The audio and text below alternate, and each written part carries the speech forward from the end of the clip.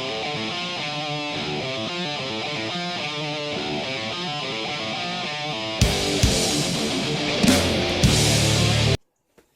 there guys, Stean Reviews back today, and I want to talk about somebody. I want to talk about my favourite directors. I've decided I might do a series. I'm going to do this one at least. I might work on my other two favourite directors, but I thought I'd talk about reasons to watch his films. Now this is Kevin Smith. Now I'm doing Kevin Smith because he's more underrated than Tarantino and Scorsese.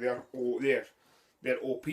They are overpowered. Directors are fantastic, and really, if I need to convince you to watch their two favourite directors, something's wrong. But I might have to just help you watch Kevin Smith. Not in a bad way, just because I know he is very indie, it is very unknown. A lot of people will not know how I'm talking about when I say Kevin Smith.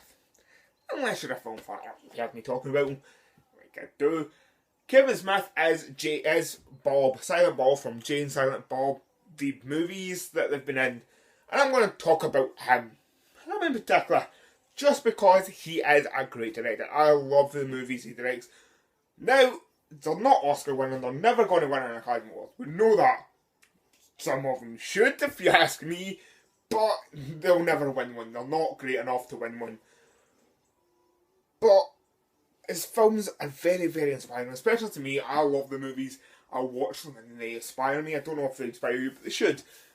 Because, well, he made Clerks years ago. He made Clerks almost, I think it's coming up in 25 years of Clerks or something like that.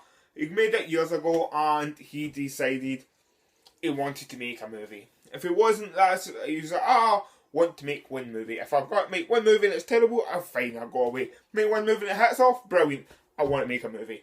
He writes his movie. He directs his movie, even stars in his movie with all his friends, because he's like, well, what happens if this is a bad movie? What happens if this isn't a film? Then in 30 years' time, I can look back on this film and I can have a laugh about it.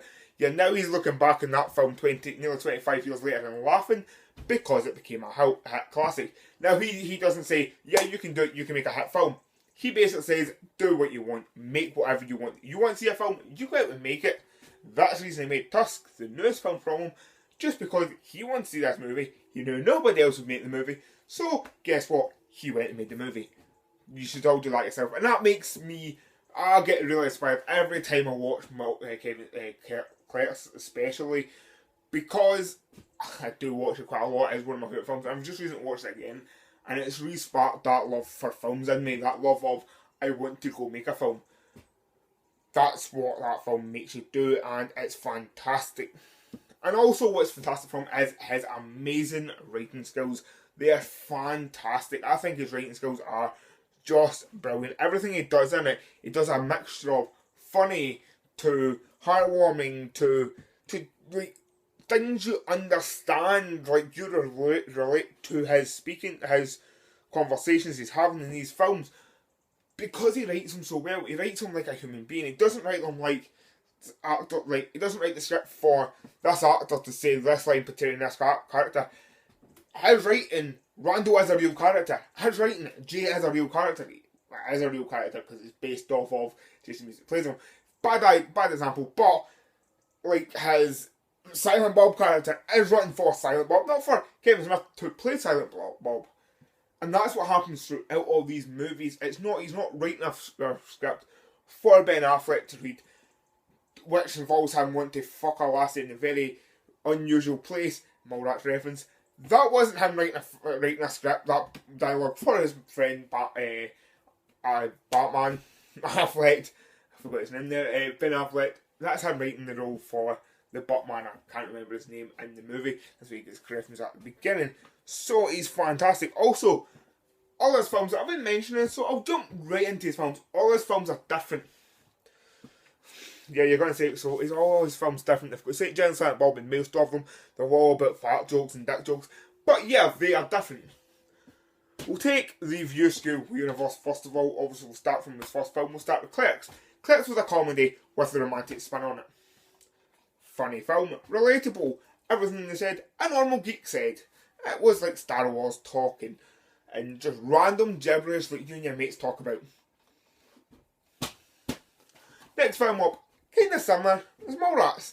Mallrats is about two friends again, who, it's a comedy which has romance throughout it, yeah, but it's the same it's kind of the same as Clerks, just a little bit different, like a little bit more witty. That one, yeah, bad example. Move on to one that is same part romance, the same part as it is a comedy, and also really heartwarming during one scene in the rain and the crash out. It's brilliant. This is Chasing Amy. I love this movie. I really do. It's one of my favourite ones. I just love, every time I watch it, I fall more and more in love and with it. But this film is different from Clerks and Mallrats. Even though Clerks and Mallrats are kind of similar, yeah, there is two friends in this one as well that has a love interest, but it's sort of different because I love it. It's actually all about this love interest, whereas Clerks and Mallrats were lame, like they were in a relationship, didn't know what to do, jokey, relationship here, jokes here. This is jokes here, relationships here. Everything was playing in the full film. If it wasn't for the relationship and the jokes, the film would dissolve, and the relationship scenes are fantastic in it, and a little bit different from the rest of the stuff. And then we'll jump to a movie that is completely bonkers. This is a response to the Catholic Church. This is Dogma.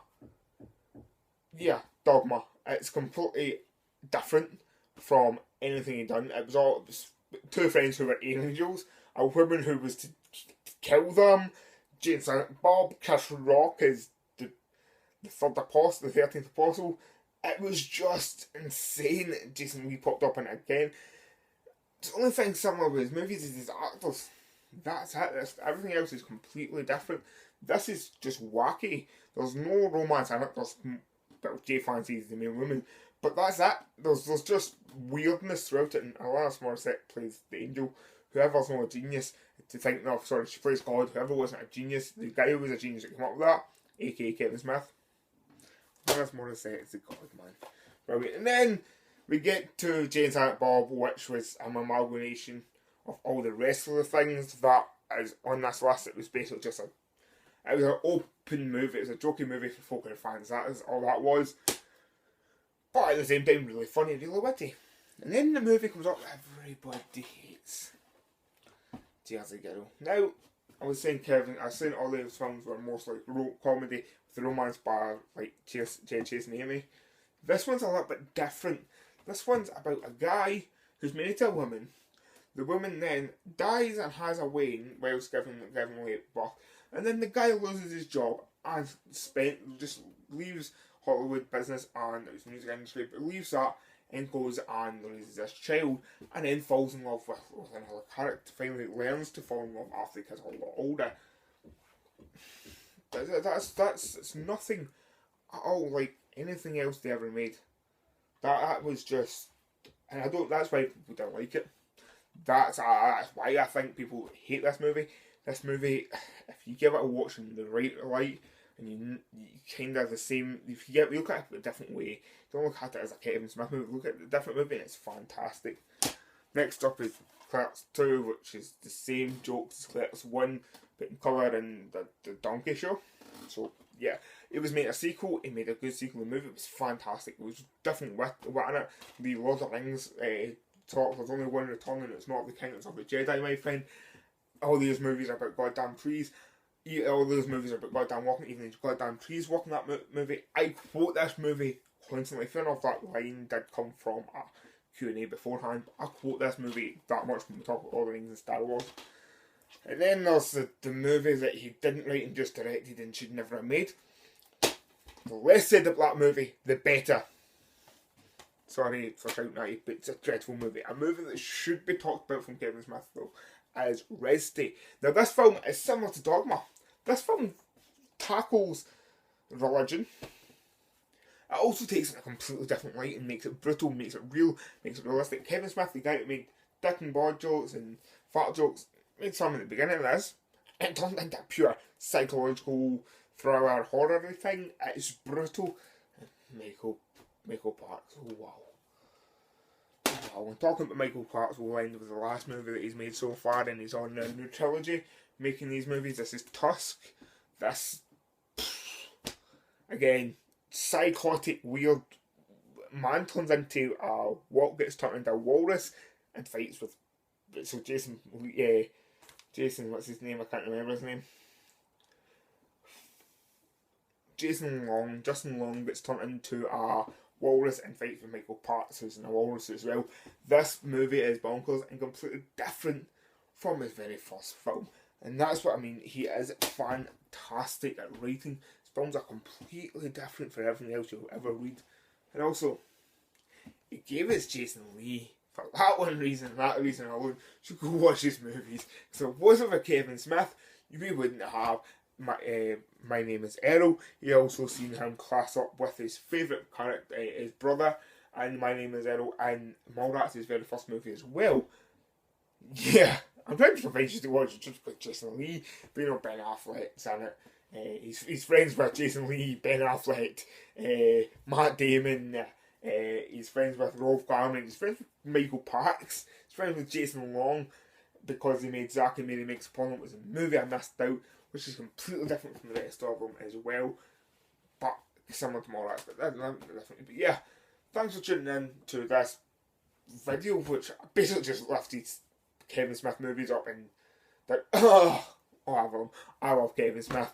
Thanks for tuning in, and I'll see you later. Bye.